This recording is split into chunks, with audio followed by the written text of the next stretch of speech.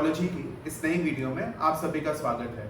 तो हमने अपनी पिछली वीडियो में डीएनए मॉडल के ऊपर एक डिटेल डिस्कशन किया था कि डीएनए का स्ट्रक्चर कैसा होता है और हमने उसे मॉडल के थ्रू विजुअलाइज किया था। लेकिन आज हम लोग डीएनए की साइंस को और डेप्थ में समझेंगे। हम लोग मॉडल एज वेल एज एक बहुत कलरफुल विजुअलाइजेशन के थ्रू ये देखेंगे कि डीएनए कैसे फॉर्म हुआ है, how is that structure maintained, and also हम उसकी रेप्लिकेशन के बारे में एक ब्रीफ डिस्क्रिप्शन देखेंगे।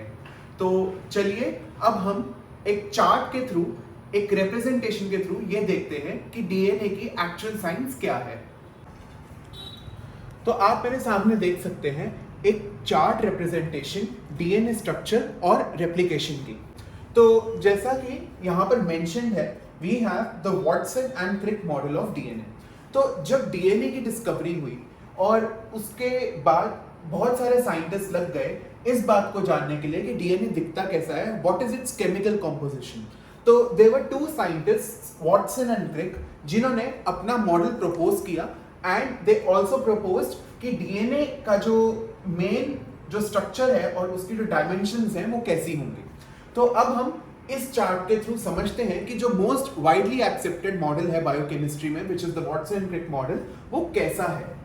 तो अगर मैं इस फिगर की बात करूं, this is the main Watson and Crick model, जो कि ऐसे टर्न्स के वे में डीएनए को रिप्रेजेंट करा जाता है, कॉइल्स के वे में। अगर हम इसे कहें कि डीएनए कॉइल्ड स्ट्रक्चर है, then that would be more appropriate. अब ये जो कॉइल्ड स्ट्रक्चर है, इसका जो डायामीटर है, मतलब पूरा diameter, that is 20 angstroms, and अगर मैं रेडियस की बात करूं from both the ends, it is 10 angstroms, right.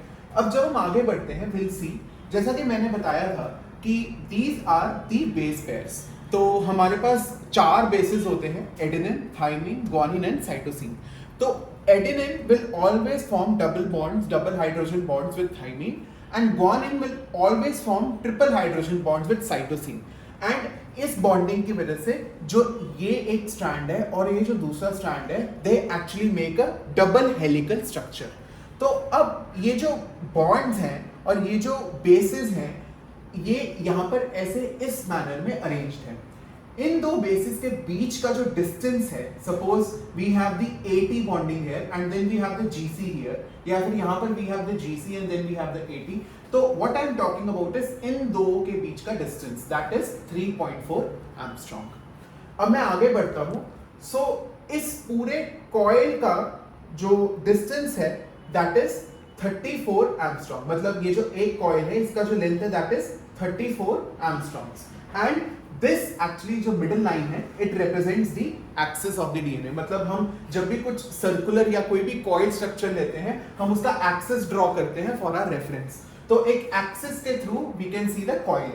And इसके अलावा the most important is the backbone of DNA, which is a sugar phosphate backbone. तो अब हम शुगर फॉस्फेट बैकबोन को बहुत इजीली यहां से विजुअलाइज कर सकते हैं, that how the bonding is form. तो ये जो शुगर है, ये एक राइबोज शुगर है एंड ये है फॉस्फेट। तो शुगर फॉस्फेट जो बॉन्ड्स हैं, दे are actually formed by the process of condensation by the release of one water molecule। तो यहाँ पर ऐसे कंडेंसेशन रिएक्शंस होकर ये शुगर फॉस्फेट बैकबोन तैयार हुई है।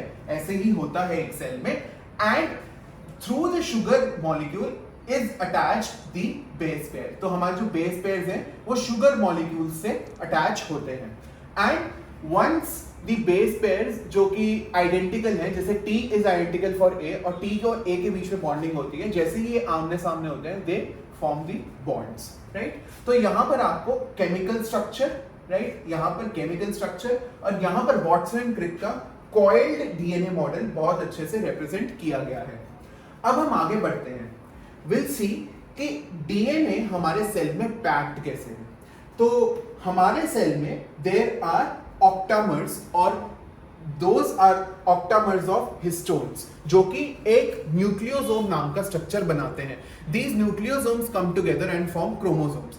लेकिन ये जो न्यूक्लियोसोम है हम इसे समझना ज्यादा इंपॉर्टेंट समझेंगे, because this will actually show us the real way कि डीएनए कैसे पैक्ड है हमारे सेल में, कैसे कंडेंस्ड है, बिकॉज ये इतना लंबा मॉलिक्यूल है and cell is so small, so इतने स्मॉल सेल में डीएनए कैसे कंडेंस्ड है is through this nucleosome structure. तो आप यहाँ पर देख सकते हैं देयर आर 8 प्रोटीन्स, तो H2A, H2B, H3 and H4, तो ये 4 टाइप्स ऑफ प्रोटीन्स होते हैं, दे आर प्रेजेंट इन पेयर। तो यहाँ पर आप 1 2 3 4 on the back 5 6 and here 7 and 8, तो ये 8 प्रोटीन्स हैं जो कि एक ऑक्टामर बनाते हैं, जिनके अराउंड डीएनए यूं ऐसे कॉइल्ड है और रैप्ड है, राइट।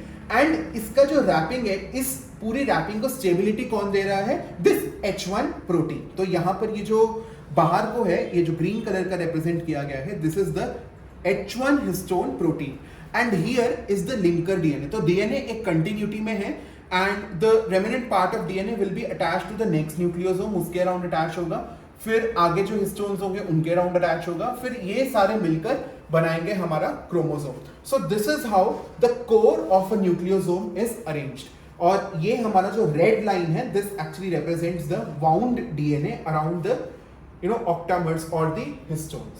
तो ये हमारा हो गया डीएनए पैकिंग के बारे में। अब हम बात करते हैं रेप्लिकेशन की। तो जैसा कि मैंने बताया था, जब भी सेल डिवीजन होता है, before cell division it is very important कि डीएनए की कॉपीज बने। जब डीएनए की कॉपी बनती है through the process of replication, तो equal amount of DNA is transfer to the next daughter cell. तो ये जो प्रोसेस है डीएनए की कॉपी बनने का, this is known as replication. अब यहां पर जो है एक बहुत इजी और एक बहुत अच्छे तरीके से रेप्लिकेशन के प्रोसेस को रिप्रेजेंट किया गया है। यूं तो रेप्लिकेशन के प्रोसेस में बहुत सारे एंजाइम्स, जैसे कि डीएनए पॉलीमरेज जो कि एक बहुत इंपॉर्टेंट एंजाइम है, वो इन्वॉल्व होता है।